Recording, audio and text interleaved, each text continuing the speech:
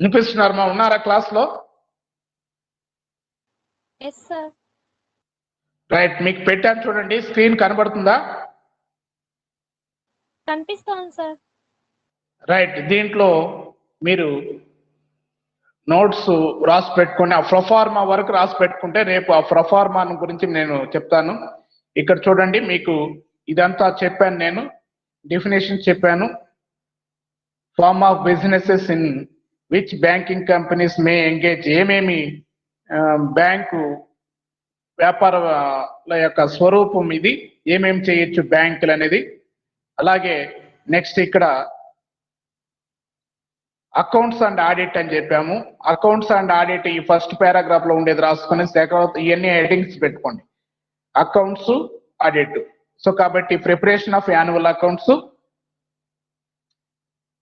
Next audit of accounts, filing of accounts, publication of accounts, అలాగే accounting system.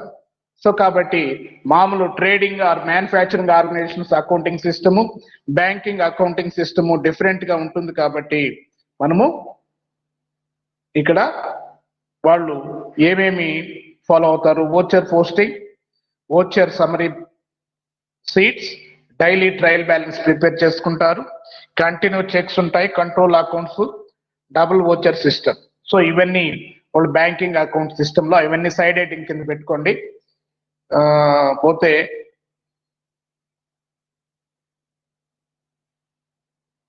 Next slip system of posting అని చెప్పాం. Slip system of posting ఇది ఒక slip system ద్వారా ఏదైనా vouchers ద్వారా వాళ్ళు వ్యవహారాలు, ఈ ఓచర్స్ ఎవరు తయారు చేస్తారంటే బ్యాంకులు తయారు చేసి ఖాతాదారుల చేత నింపి దాని ఆధారంగా వాళ్ళు వ్యవహారాలను రికార్డు చేయడం, అది చిట్టాలో కానీ లేదా సహాయక చిట్టాలో కానీ దేంట్లో నమోదు చేయాలన్నా కానీ వాళ్ళు ఈ ఓచర్స్ ఆధారంగానే నమోదు చేస్తారు. ఎందుకంటే బ్యాంకుకి ఖాతాదారులు అధిక సంఖ్యలో ఉంటారు కాబట్టి వాళ్ళ యొక్క వ్యవహారాలు ఎలాంటి పొరపాట్లు తప్పులు జరగకుండా ఉండడం కోసం బ్యాంకులు ఈ స్లిప్ సిస్టమ్ ఆఫ్ పోస్టింగ్ ని ఫాలో అవడం జరుగుతుంది. దీని యొక్క మెరిట్స్, డిమెరిట్స్ అన్ని కూడా మనకి ఇక్కడ ఉన్నాయి.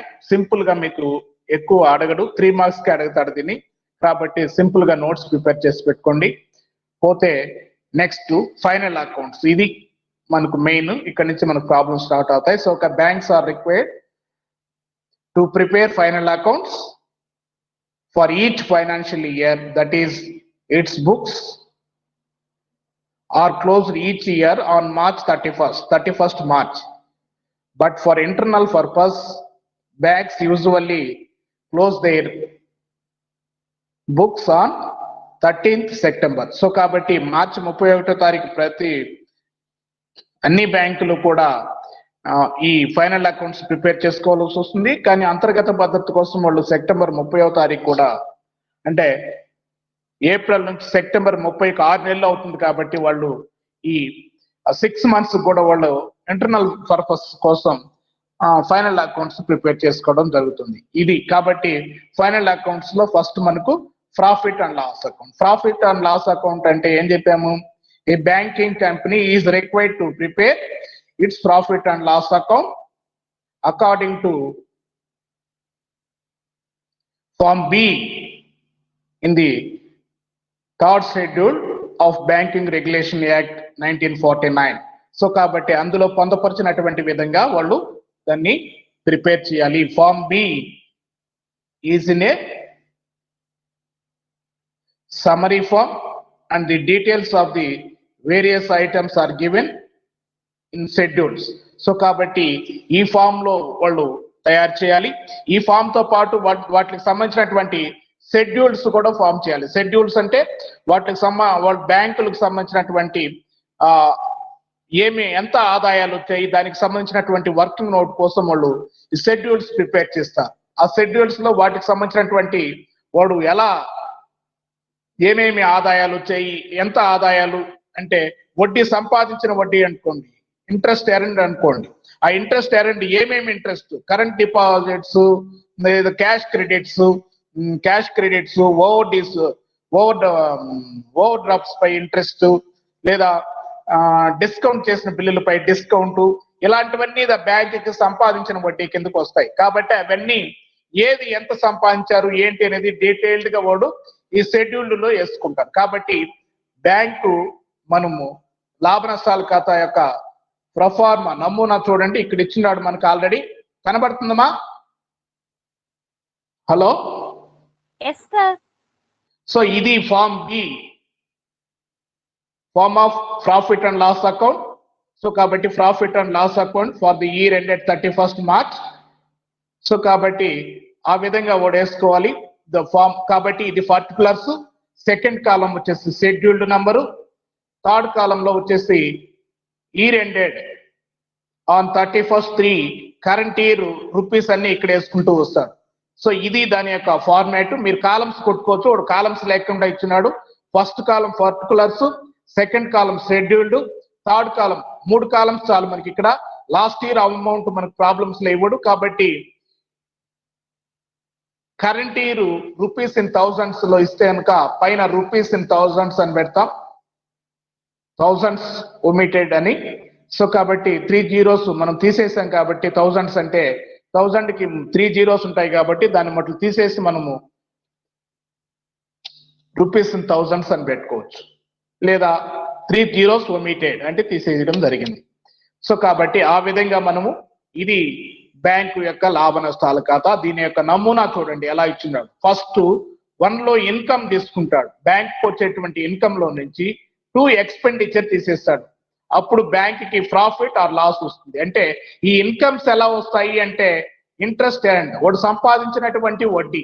దీనికి సంబంధించినటువంటి షెడ్యూల్డ్ 13లో వాడు ఏమేం వడ్డీ సంపాదించాడు, ఏ రుణాలపై వడ్డీ సంపాదించాడు అనేది షెడ్యూల్డ్ 13లో నీట్ గా వేసుకొని చూపించాలి.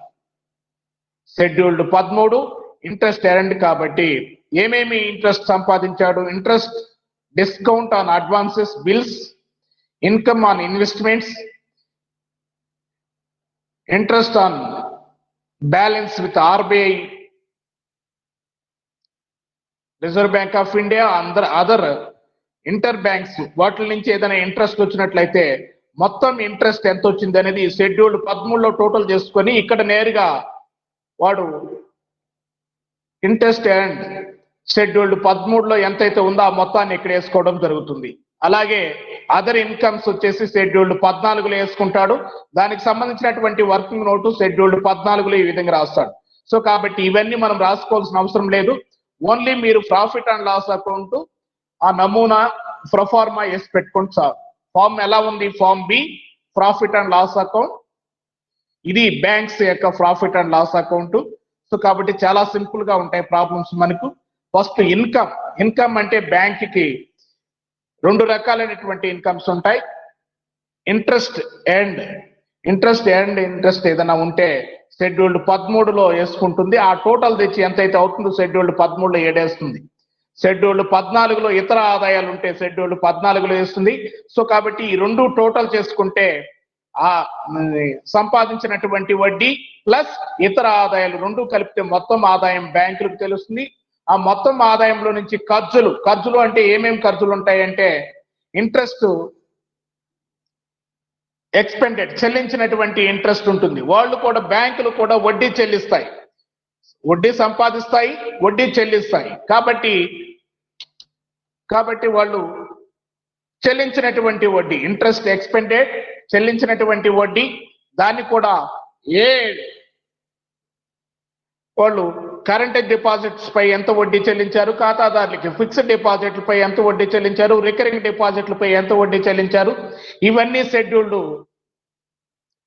15లో వేసుకొని అక్కడ వర్కౌట్ చేసిన తర్వాత షెడ్యూల్డ్ 15లో ఎంతైతే మొత్తం వస్తుందో ఎడేసుకుంటాడు. అలాగే షెడ్యూల్డ్ 16లో ఆపరేటింగ్ ఎక్స్పెన్సెస్, నిర్వహణ ఖర్చులు ఏదైనా ఉంటే షెడ్యూల్డ్ 16లో ఉద్యోగులకు ఎక్స్పెన్సెస్, స్టేషనరీ, ప్రింట్, లేకపోతే ఇంకా పోస్టేజీ, టెలిగ్రామ్స్, డిప్రిసియేషను, ఇంకా ఏదైనా ఇవన్నీ కూడా వాడు ఈ ఆపరేటింగ్ ఎక్స్పెన్సెస్ కింద షెడ్యూల్డ్ 16లో చూపించడం జరుగుతుంది. సో ఏమేమి ఉన్నాయో అవన్నీ విడివిడిగా ఇక్కడ రాయకూడదు. కాబట్టి షెడ్యూల్డ్ 16లో ఆపరేటింగ్ ఎక్స్పెన్సెస్ అంటే డిప్రిసియేషను, స్టేషనరీ, పోస్టేజీ, లేకపోతే ఇంకా రేట్స్ అండ్ రెంట్స్, ఇంకా ఏదైనా సరే ఎక్స్పెన్సెస్, ఆపరేటింగ్ ఎక్స్పెన్సెస్ ఉంటాయి, ఎన్ని షెడ్యూల్డ్ 16లో వేసుకొని అక్కడ టోటల్ చేసి ఎంతైతే వస్తుందో ఆ మొత్తాన్ని ఇక్కడ షెడ్యూల్డ్ 16 రాస్తాడు. ఆపరేటింగ్ ఎక్స్పెన్సెస్ షెడ్యూల్డ్ 16లో ఎంత అవుతుందో మొత్తం ఉంటుందో అవి వేస్తాడు. కాబట్టి పైన 1లో ఇన్కమ్ వచ్చింది, ఆ ఇన్కమ్ లో నుంచి ఎక్స్పెండిచర్ తీసేస్తే 3 రోమన్ అంకె 3 ఇక్కడ ప్రాఫిట్ లాస్ రావడం జరుగుతుంది. సో కాబట్టి మనకు ఇన్కమ్ ఎక్కువగా ఉంటే ఎక్స్పెన్సెస్ తక్కువగా ఉంటే మనకి ఇక్కడ ప్రాఫిట్ వస్తుంది, లేదా ఇన్కమ్స్ తక్కువ ఉండి ఎక్స్పెండిచర్ ఎక్కువగా ఉంటే కనుక లాస్ వస్తుంది. కాబట్టి దానికి ఎంతైతే మనకు ప్రాఫిట్ కరెంట్ ఇయర్కి వచ్చిందో దాన్ని first net profit for current year లేదా ఫర్ ది ఇయర్ ఎంతైతే వచ్చిందో, అలాగే లాస్ట్ ఇయర్ నుంచి వాళ్ళు ఏదైనా లాభ నష్టాల ఖాతా నుంచి మిగిలి ఉంటే, లాభంలో మిగిలి ఉంటే వాడు లాస్ట్ ఇయర్ కూడా తీసుకోవచ్చు. Profit bar loss brought forwarded. కాబట్టి లాస్ట్ ఇయర్ నుంచి తీసుకొని వచ్చినటువంటి గత సంవత్సరానికి సంబంధించినటువంటి లాభ నష్టాల ఖాతా నిల్వ కూడా ఏదైనా ఉంటే ఆ రెండింటిని కలిపి ఇక్కడ టోటల్ ఎంత ఉందో బ్యాంక్ కి టోటల్ ప్రాఫిట్ వేస్తాడు. సో కాబట్టి నెక్స్ట్ 4th వన్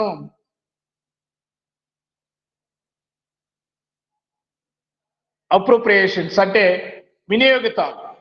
అప్రోప్రియేషన్స్ ఇవి వాడు ఆ వచ్చినటువంటి పైన వచ్చినటువంటి ప్రస్తుత సంవత్సరం లాభము, గత సంవత్సరం లాభము, వాటిని ఎలా వినియోగించాడో చూపించాలి. కాబట్టి మనకి ఇక్కడ ఫస్ట్ ఏం చేయాలి, ప్రస్తుత సంవత్సరం వచ్చినటువంటి లాభంలో 25% శాసనాత్మక రిజర్వ్కు మళ్లించాలి. 2 లాభాల్లో తీసుకోకూడదు. అక్కడ ఓన్లీ కరెంట్ ఇయర్ వచ్చినటువంటి ప్రాఫిట్ ఎంతైతే ఉంటుందో, ఫర్ ఎగ్జాంపుల్ 10,000 వచ్చింది అనుకోండి, 10,000లో 25% అంటే 2,500 రిజర్వ్ మళ్లించాలి. దాన్నే మనం స్టాట్యుటరీ రిజర్వ్ అంటున్నాం. Transfer to statutory reserve. Current year వచ్చినటువంటి ప్రాఫిట్ లోనే 25% మళ్లించాలి. అలాగే ట్రాన్స్ఫర్ టు అదర్ రిజర్వ్స్, ఇంకేదైనా అదర్ రిజర్వ్స్ ఉంటే ఒకటి చెప్పినటువంటి పర్సంటేజ్ మళ్లించాలి. అలాగే transfer to government proposed dividends, చెల్లించినటువంటి డివిడెంట్లు, ప్రతిపాదిత డివిడెంట్లు, గవర్నమెంట్ కి ఏదైనా చెల్లించుంటే ట్యాక్స్ అలాంటివి ఏదైనా చెల్లించుంటే అవన్నీ పోను, రిమైనింగ్ బ్యాలెన్స్ ఉంటే transfer to profit and loss account, balance carried over to the balance sheet. కాబట్టి ఆస్తి అప్పుల పట్టీకి మళ్లించినటువంటి రిమైనింగ్ లాభము. సో కాబట్టి ఇక్కడ ఇలా మనకు మొదట ఈ 2 లాభాలు గత సంవత్సరంది కరెంట్ ఇయర్ కూడుకుంటే ఎలాగైతే వచ్చిందో ఆ మొత్తమే మనకి ఇక్కడ కూడా అదే మొత్తం వస్తుంది. ఆ మొత్తాన్ని ఎలా మనము అప్రోప్రియేషన్ చేసామో, అప్రోప్రియేట్ అంటే వినియోగితాలు ఎలా వాడుకున్నామో చూపించేది ఇక్కడ అప్రోప్రియేషన్స్.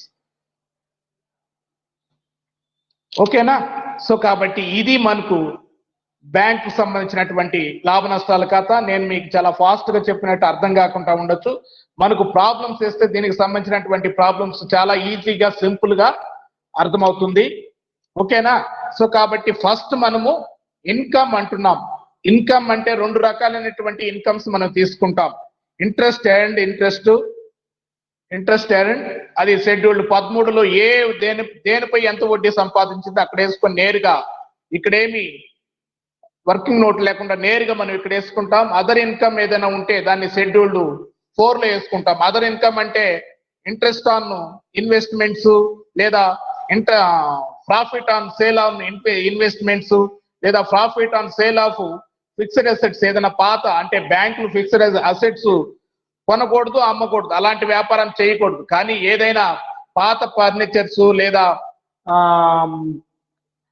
ఏదైనా లాకర్ అద్దె లేదా బదిలీ ఫీజులు ఇలాంటివి, ట్రాన్స్ఫర్స్ ఫీ లేదా లాకర్స్ ఉంటాయి బ్యాంకులో, వాటికి ఖాతాదారులు విలువైనటువంటి వాల్యుబుల్ గూడ్స్ దాచిపెట్టుకునే దానికి ఉంటాయి. ఆ లాకర్లకి ఇచ్చినప్పుడు వాళ్ళు రెంట్ చెల్లించడం జరుగుతుంది. ఆ రెంట్ అలాంటివన్నీ కూడా మనము అదర్ ఇన్కమ్స్ కింద తీసుకోవడం జరుగుతుంది. ఆ అదర్ ఇన్కమ్స్ ఇంట్రెస్ట్, సంపాదించినటువంటి వడ్డీ, ఇతర ఆదాయాలు 2 కలిపితే బ్యాంకుకు మొత్తం ఆదాయం వస్తుంది. ఈ మొత్తం ఆదాయంలో నుంచి 2 ఎక్స్పెండిచర్. ఏమేమి ఎక్స్పెండిచర్ ఉంటుంది ఇక్కడ? ఇంట్రెస్ట్ ఎక్స్పెండెడ్, చెల్లించినటువంటి వడ్డీ ఉంటే బ్యాంకులు ఎంతైతే వడ్డీ చెల్లించాయో ఆ వడ్డీని, ఆపరేటింగ్ ఎక్స్పెన్సెస్, అలాగే ప్రొవిజన్స్ అండ్ కంటింజెన్సీస్. కాబట్టి ఏర్పాట్లు లేదా ఏదైనా ఆగంతకాలు ఏదైనా ఉంటే ఆ మొత్తాలు కూడా తీసేసిన తర్వాత, ఈ 3 తీసేసిన తర్వాత మనము ప్రాఫిట్ లేదా లాస్ కనుక్కోవడం జరుగుతుంది. ఆ కరెంట్ ఇయర్ వచ్చినటువంటి లాస్ కి గత సంవత్సరం వచ్చినటువంటి లాస్ రెండింటిని కలిపి టోటల్ చేసి మనము ఎంతైతే మనకు ప్రాఫిట్ ఉందో చూపిస్తాం. అలాగే దానికి సంబంధించినటువంటి అప్రోప్రియేషన్స్ కూడా చూపించడం జరుగుతుంది. అంటే ఆ ఫస్ట్ ఇయర్ వచ్చినటువంటి లాభాల్లో నుంచి 25% శాసనాత్మక రిజర్వ్ మళ్లించడము, అలాగే జనరల్ రిజర్వ్ కి ఏదైనా మళ్లించుంటే చూపించడము, ట్రాన్స్ఫర్ టు గవర్నమెంట్ కి ఏదైనా మనం ట్రాన్స్ఫర్ చేస్తున్నా, లేదా ప్రపోజ్డ్ డివిడెంట్ ఏదైనా ప్రతిపాదిత డివిడెంట్ ఏదైనా చెల్లించున్నా, ఆ వాటికి ఆ మూడింటికి పోను రిమైనింగ్ ఏదైనా బ్యాలెన్స్ ఉంటే దాన్ని balance carried over to balance sheet. So ఆస్తి అప్పుల పట్టికి బదిలీ చేసినటువంటి మొత్తం. అంటే మనం ఇక్కడ లాస్ట్ ఇయర్ తీసుకున్నాం, ఈ సంవత్సరం ఈ మూడింటికి పోను మిగిలితే ఇది ఈ ఇయర్ మనం మళ్ళించేటువంటి బ్యాలెన్స్ నెక్స్ట్ ఇయర్ కి అదేమవుతుంది అంటే లాస్ట్ ఇయర్ ప్రాఫిట్ అవుతుంది. కాబట్టి లాస్ట్ ఇయర్ ప్రాఫిట్ ని మనం ఇక్కడ ఎలాగ తీసుకుంటున్నామో బ్రాడ్ ఫార్వర్డ్ రూపీస్ గా మనం నెక్స్ట్ ఇయర్ కి కూడా అలాగే తీసుకోవడం జరుగుతుంది. ఇది బ్యాంక్ సంబంధించినటువంటి లాభ నష్టాల ఖాతా. దీని యొక్క ప్రొఫార్మా ఫార్మ్ బి మనము profit and loss account. Okay అమ్మా, అర్థమైందా? Hello, yes sir. సో అక్కడ వరకు ఈ ప్రొఫార్మా వరకు మీరు గాన form B profit and loss account రేపు నోట్స్ రాసి పెట్టుంటే రేపు ప్రాబ్లమ్స్ చేద్దాం. ఓకేనా ఏమా? సో థీరీని చాలా రోజులు 3 days పట్టింది థీరీ పార్ట్. ఇది మీరు సింపుల్ గా రాసి పెట్టుకొని ఈ 3 columns కొట్టుకోండి. 3 columns పర్టికులర్స్, షెడ్యూల్డ్ నంబరు, అలాగే year ended 31st March. Year ఇస్తుంటే ఇయర్ వేసుకుంటాం కాబట్టి current year rupees in thousands పైన పెట్టుకున్నా చాలు, రూపీస్ ఇన్ థౌజండ్స్ అని, లేకపోతే 3 zeros ఒమిటెడ్ అని నేను రాసుకోవచ్చు, మీ ఇష్టం. సో కాబట్టి రాసుకొని మీరు ప్రొఫార్మా వేసుకొని దాన్ని లైట్ గా ఒకసారి మీరు బాగా ఆ ప్రొఫార్మా ఎలా ఉంది దాన్ని బాగా అబ్జర్వ్ చేసినారంటే రేపు క్లాస్ లో మనము ప్రాబ్లమ్స్ చేద్దాం. ఓకేనా? Okay sir. ఇంకేమైనా డౌట్ ఉందా? ఎంతమంది వచ్చినారు ఈరోజు? 8 members వచ్చినారు. 18కి 8. రిమైనింగ్ వాళ్ళు ఎవరు ఉన్నారు? హలో, అందరూ అమ్మాయిలే. రాధిక, లావణ్య, సంధ్య, శ్వేత, అఫ్రిన్, ఐశ్వర్య, శ్రీలత, లలితాశ్రీ, లీలాశ్రీ, సరే. ఇది సరే అమ్మా. అయితే ఇంకేమైనా డౌట్ ఉందా?